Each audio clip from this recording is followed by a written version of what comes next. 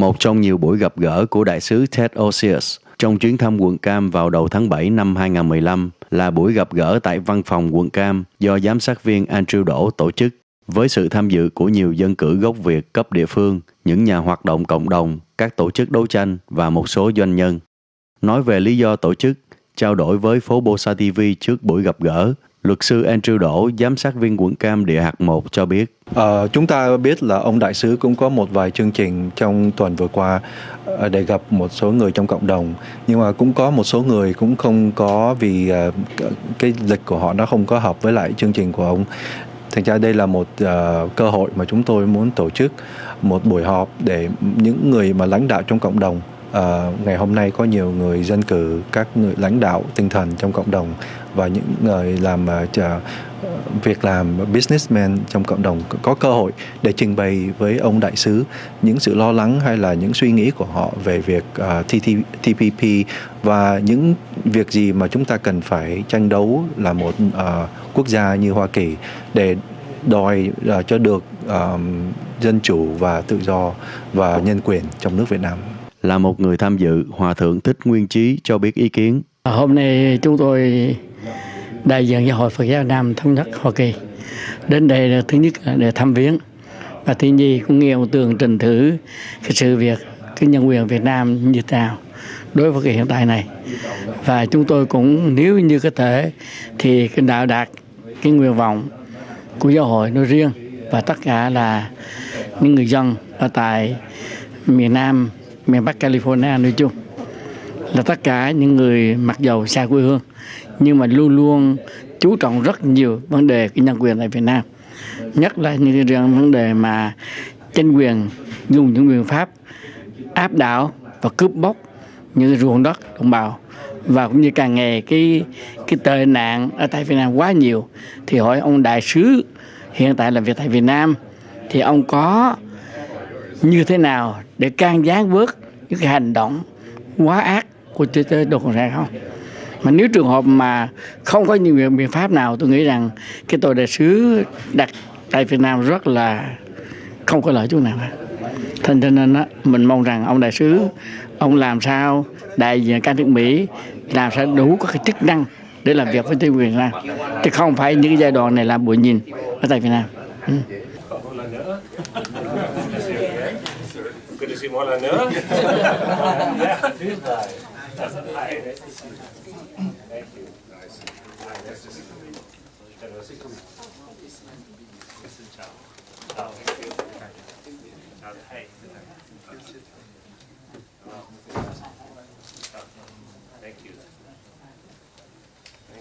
Hi. Oh, great to see you again. Great to see you again. Một lần nữa. Great to see you again, man. Mr. Mayor. Hello. Nice to see you. Nice to see you. Hi. Một lần nữa.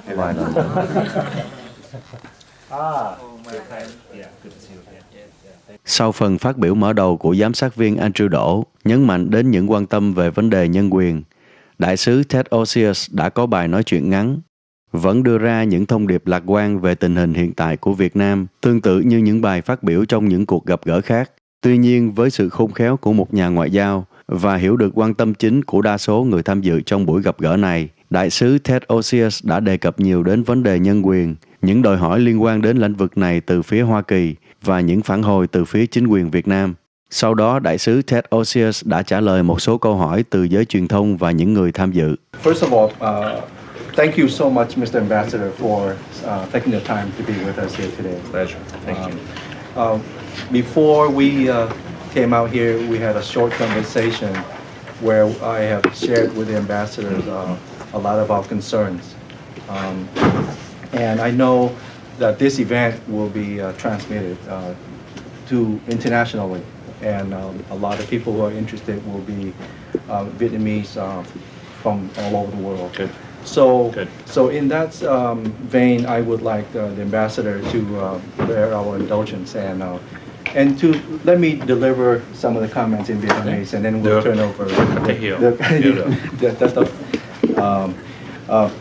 Kính thưa đại sứ, các quý vị lãnh đạo tinh thần, quý quan khách và các cơ quan truyền thông, báo chí.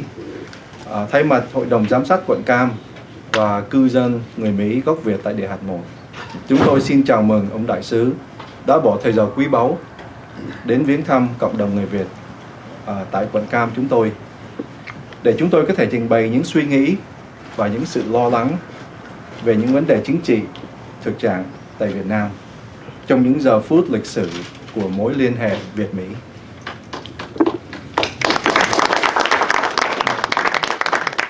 Sau 20 năm, Hoa Kỳ đã thiết lập ngoại giao với chính quyền Cộng sản Việt Nam. Mặc dầu có nhiều tiến bộ trong các lĩnh vực kinh tế, đặc biệt về việc huấn luyện giáo dục cho sinh viên Việt Nam mà chính phủ Hoa Kỳ ca ngợi là một thành quả tốt đẹp nhất trong sự bao giang giữa hai nước. Ngày nay, mối quan ngại sâu xa nhất của cộng đồng người Việt gốc Mỹ tại Hoa Kỳ và đặc biệt tại quận Cam vẫn là tiến trình vi phạm nhân quyền, tự do tôn giáo và những quyền tự do căn bản của người dân Việt Nam. Nhiều quyền lợi dân chúng căn bản như tự do phát biểu, lòng yêu nước đối với hiểm họa ngoại xâm của Trung Quốc và quyền tự do thành lập hiệp hội vẫn bị nhà cầm quyền Cộng sản Việt Nam tiếp tục cấm chỉ, bất kể đến sự phản đối liên tục của Quốc hội, chính quyền và nhân dân Hoa Kỳ. Những điều này đã khiến cho việc làm của ông đại sứ càng khó khăn hơn. Trước viễn tượng chuẩn bị để ký kết thỏa ước TPP với nhà cầm quyền Cộng sản Việt Nam, chúng ta không nên quên hơn 50 người lính Mỹ và bao nhiêu triệu người Việt Nam đã hy sinh mạng sống cho dân chủ và nhân quyền. Chúng ta không thể để cho một chính phủ với chính sách vi phạm nhân quyền trắng trợn làm nhạt đi những giá trị trong lịch sử của nước Hoa Kỳ. Chúng tôi hy vọng ông đại sứ là người ở tuyến đầu trong việc thương thảo sẽ nhận thức được rằng một khi đời sống người dân tại Việt Nam không phát triển dựa theo nhân quyền căn bản, thì những lợi ích mang đến cho Việt Nam chỉ phục vụ quyền lợi cho thiểu số cầm quyền và không bảo đảm được toàn vẹn lãnh thổ và lãnh hải của Việt Nam, mà việc đó là trong những quyền lợi mà tối hậu nhất của nước Hoa Kỳ chúng ta. Xin cảm ơn ông đại sứ.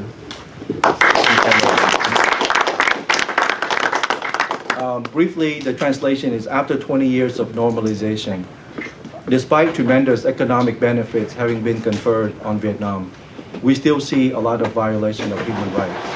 And we are asking the ambassador to convey our message of concern and to emphasize that as a community, we continue to fight for democratic values and the recognition of human rights for the people of Vietnam. Rất nhiều đã đón tiếp tôi và đồng nghiệp của tôi ở đây để ăn trưa với quý vị và cảm ơn quý vị cho sự hiếu khách trong một vài ngày ở đây ở Orange County.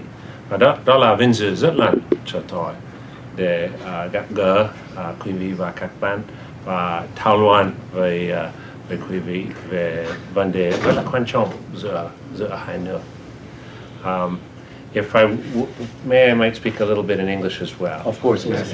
Thank you. Well, I express my appreciation in Vietnamese for the warmth and hospitality that I've received during my time here in Orange County, and what it means to me to be able to sit down and discuss issues I think that are of great importance between our two nations. I represent not only the President of the United States, but the people of the United States in Vietnam, and for me it's been powerful to be here for the last 2 days and feel the sentiments of people who have been affected in very powerful ways by our past and who have very strong views about the suffering that sometimes continues in Vietnam.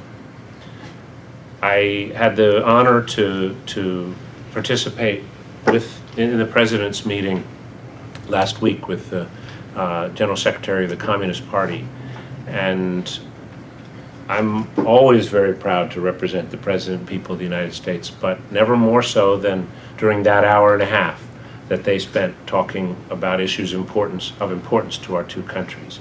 Yes, they talked about TPP and trade, security issues, issues where our two sides can collaborate. But they started with an issue that matters, I think, to all of us, and that is human rights. The President said very clearly what the United States stands for. He was very firm, polite, but very firm with the General Secretary about who we are as a nation and about the fact that our partnership can't flourish if there isn't continuous, serious, significant progress in the area of human rights. He spoke about religious freedom and the fact that our country is founded on the principle of religious freedom. He spoke about the importance of freedom of expression, freedom of use of the internet. He spoke about labor rights, particularly freedom of association and the ability to engage in collective bargaining. And he was very firm. He said, you want to benefit from a relationship with the United States, you want to be a more prosperous nation, stronger, more independent nation, we want that too. But that comes with respect for the rule of law and for human rights. And I know that he spoke for many, many people when he stressed the importance of respect for rule of law and human rights and freedom of religion. I wear the symbol that marks the 20th anniversary of our diplomatic relations, and I've been engaged in this relationship for 20 years. I had the honor to serve under the first ambassador of the United States to Vietnam, Pete Peterson. And in that 20 years, I've seen a lot of changes. There's some things that aren't moving nearly fast enough, but I have seen a lot of changes, and one is brought about by the internet, by the fact that people have a much greater ability to communicate with you here and with each other within Vietnam. And I can tell you that Facebook, at least, is alive and well in Vietnam. 30 million people use it, especially young people. 40 million people have access to the internet.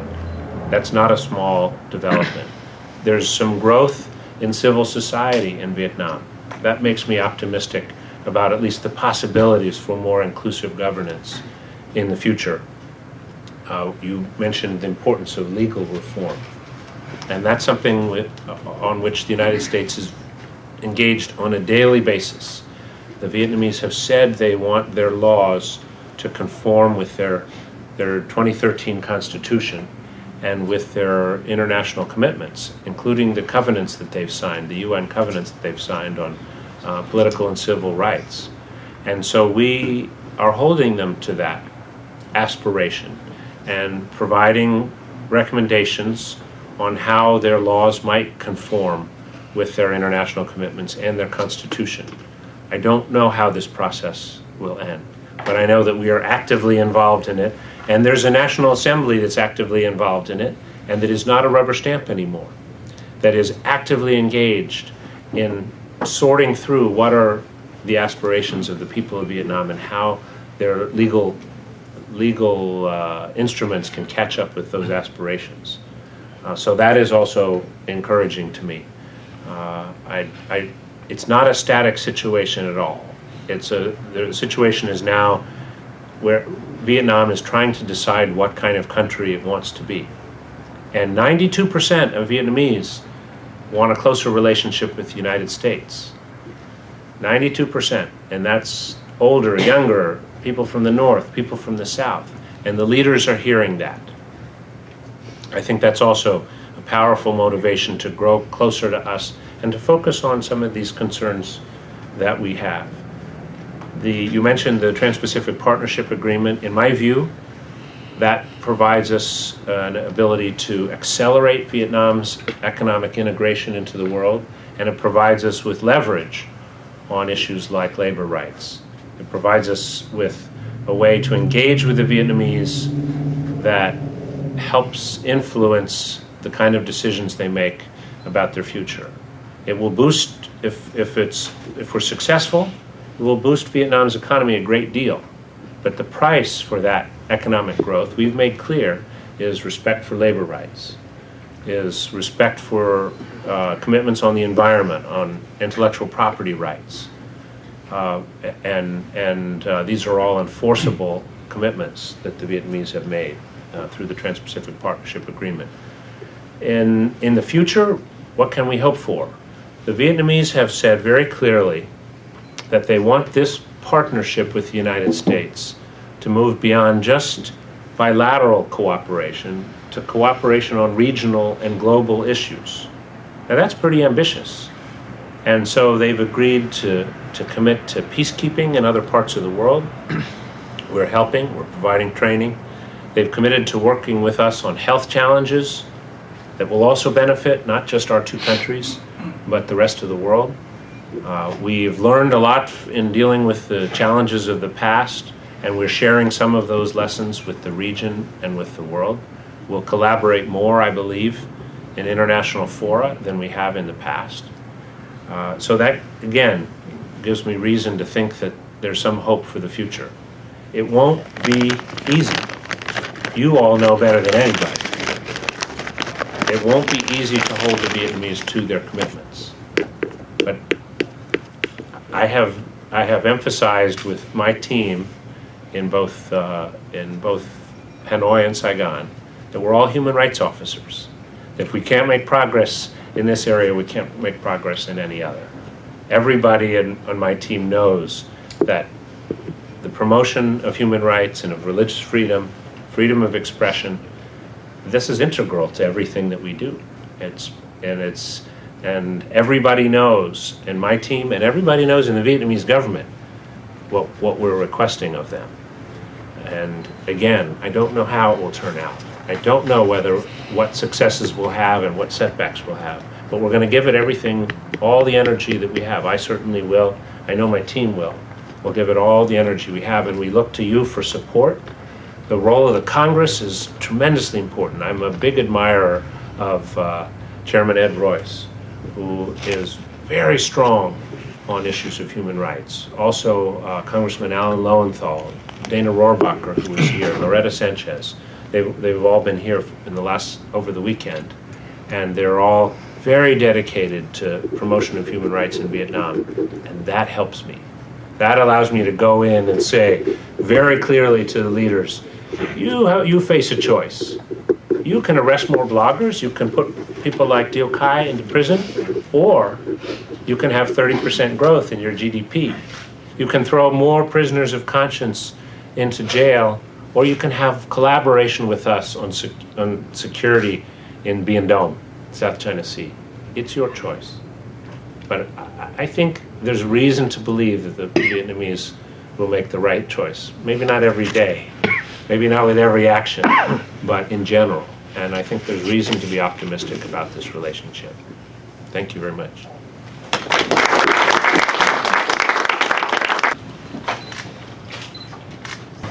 Thưa ngài đại sứ, những ngày qua mà đại sứ về khu vực Cali này thì tôi có đang tham dự các cái buổi gặp của ngài với lại cộng đồng người Việt. Tôi đã thấy rằng cộng đồng người Việt mong muốn cái gì ở đại sứ. Tất cả những người Việt ở đây đều mong muốn cái vấn đề nhân quyền và tự do dân chủ Việt Nam phải được thay đổi. Cũng như tôi trao đổi với ngài đại sứ về vấn đề truyền thông, nó thay đổi xã hội, nó tác dụng mạnh như thế nào. Và vì vậy chúng ta muốn thay đổi một cái xã hội Việt Nam thì cái điều mong mỏi nhất của chúng tôi đối với chính phủ Hoa Kỳ đó là thay đổi những cái luật pháp của Việt Nam để họ không được sử dụng những luật pháp đó để bắt bớ người vô tội. Thứ hai là thả tù nhân lương tâm.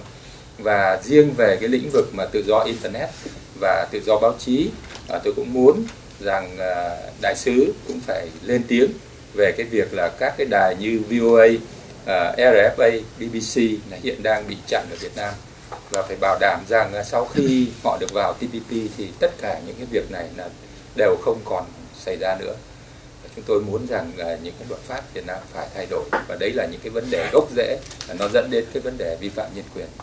Và điều đó là tôi muốn chuyển đến ngài đại sứ ngày hôm nay, cũng như là đấy là một cái thỉnh nguyện của các anh em trong nước nhờ tôi chuyển đến ngài. Xin cảm ơn ngài. Cảm ơn anh.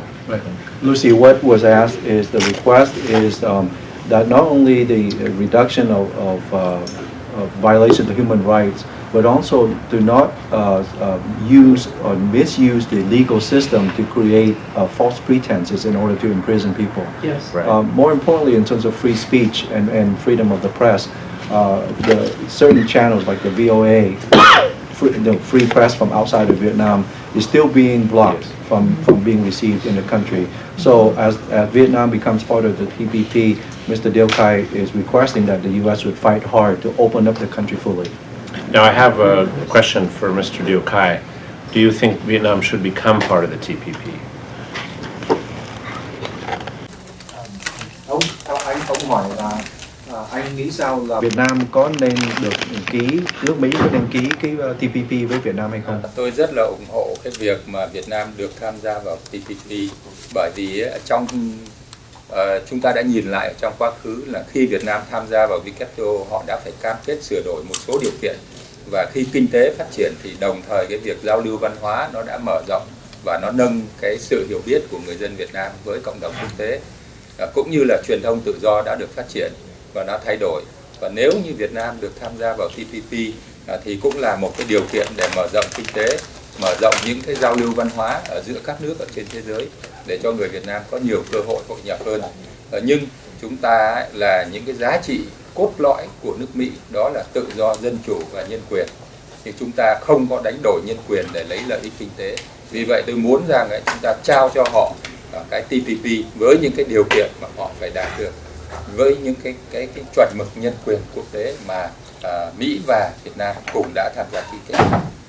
Cho nên là phải có điều kiện, chứ không trao cho họ một cách mà không có gì cả. Lucy, Mr. Điêu Cai supports the U.S. signing the TPP agreement with Vietnam. He does believe that openness will lead to progress. But at the same time, we should not be distracted from overall, and basic tenets of our values, which is democracy and human rights. I don't the best either. leverage for it. It's Right. the best leverage. Exactly. Very good. And just maybe one moment of response. I've asked this of a number of activists. I've asked this question of a number of activists, and even people who have suffered grievously, such as Điêu Cai. The response has almost always been, yes, we need to push for greater acceleration of Vietnam's integration into the world, not isolation. And not everyone says that, but anecdotally, many people who are very brave, who are fighting for greater freedom in Vietnam, believe that Vietnam joining the rest of the world, integrating into the global economy, engaging more with us, will help rather than hurt their cause. Tôi cũng xin một ý kiến nhỏ, đó là cái bài học mà chúng ta đã nhận được từ khi mà Việt Nam tham gia vào WTO. Ngay sau khi tham gia được vào rồi thì họ bắt đầu là không thực hiện những cái điều đó, và chúng tôi muốn nói rằng cái bài học đó không được lặp lại trong cái việc chúng ta cho họ tham gia vào TPP. A great point in that Mr. Điêu Cai raised once Vietnam got into the WTO, that then they started to backtrack, to regress on some of the progress, and he wants the U.S. to keep that in mind and not let that happen with the TPP. Yeah.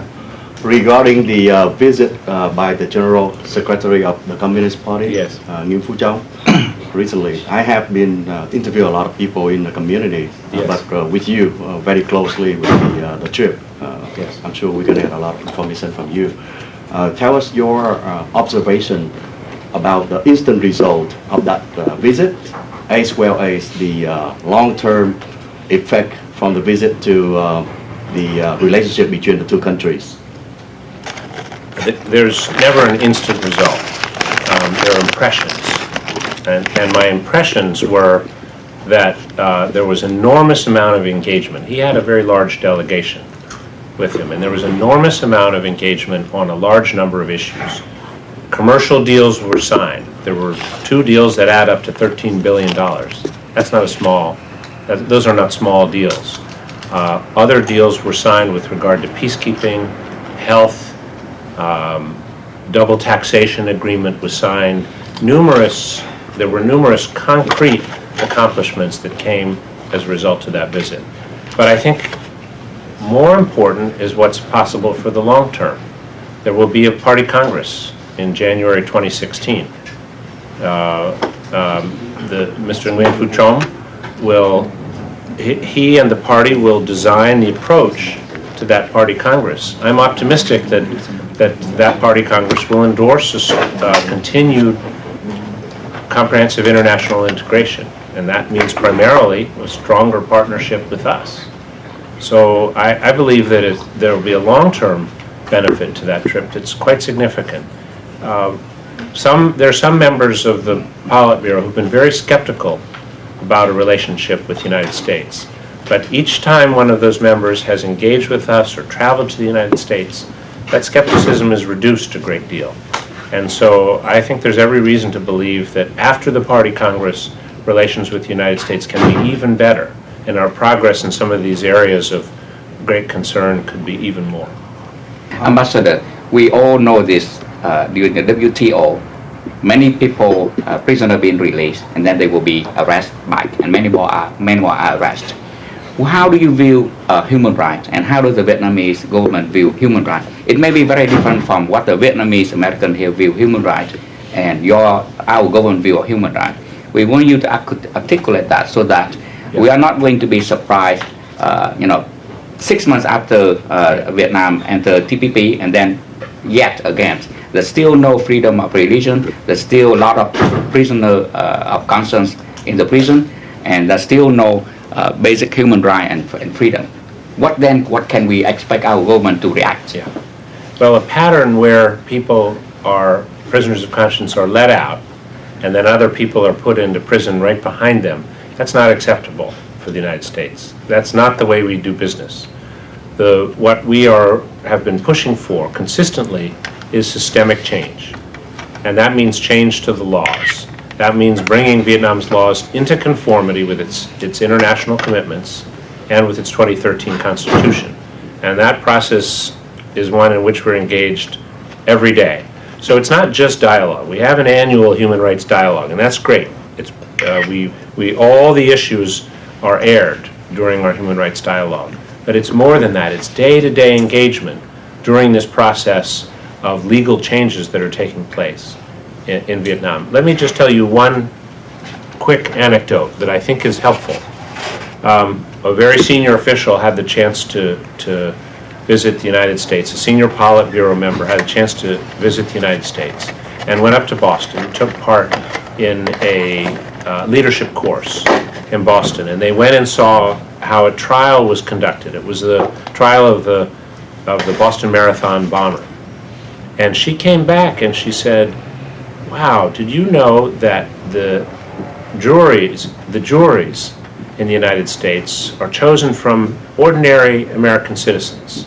And did you know that through this system it's very hard for judges to be corrupted?" She described all the benefits of our judicial system to me. She's in a very powerful position, and I expect she'll be in a very powerful position after the Party Congress. She and others who went with her, and those who are exposed to our thoughts and our ideas, will learn from the way we address some of these issues. That doesn't mean they'll imitate us exactly, but that kind of engagement helps Vietnam to decide what kind of country it wants to be, whether it wants to be a country of rule of law or rule by law. And I'm optimistic that over time we'll see the impact of those engagements. Over time, it will not be overnight, but over time that those engagements will shape the kind of decisions that Vietnamese leaders and the Vietnamese people make about their future.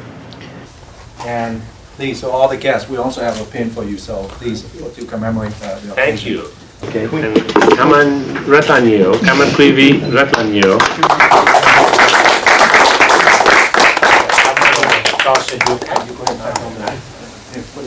Mr. Ambassador, we are the Vietnamese American journalists. Yes. You will bring up, the issue of the freedom for speaking.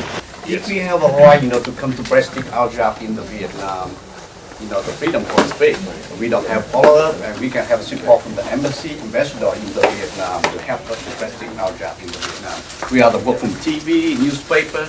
We have no right to come into Vietnam. Why? You have our support, but we don't make the laws. And every American who travels overseas has to respect the laws of the country in which he travels.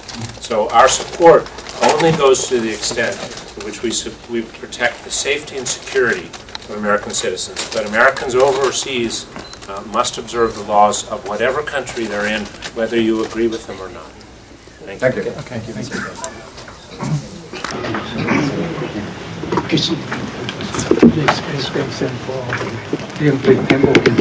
I will. We had a long discussion yesterday, and I will. I made a promise, and I keep my promise. Thank you. Yes.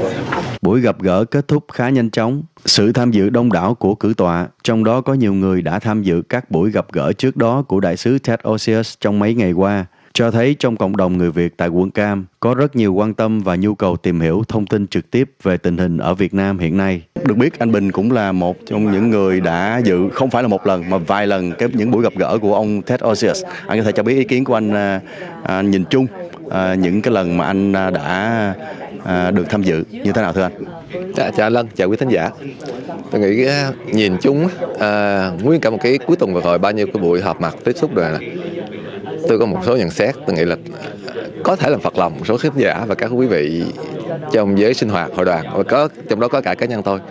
Tôi nghĩ là thực sự cộng đồng mình và những tổ chức đấu tranh, những tổ chức nhân quyền thực sự chưa chuẩn bị sẵn sàng cho cái việc, không những là cho cái chuyến đi của ông đại sứ qua bên này, mà thực sự chưa chuẩn bị sẵn sàng cho những cái biến chuyển trong tình hình Việt Nam và giữa cái ban giao của Mỹ và Việt Nam.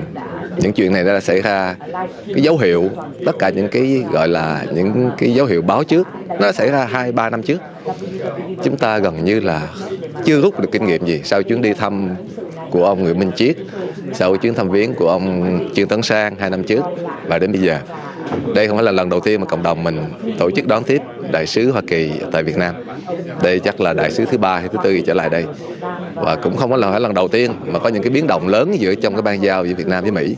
Nhưng gần như là chúng ta vẫn cái phản ứng của 10 năm trước, 15 năm trước. Đó là cái mình phải rút ra kinh nghiệm, mà trong đó trong số những người hoạt động thì có cả tôi. Cho nên cái trách nhiệm chung của mọi người, chứ mình không có trách ai.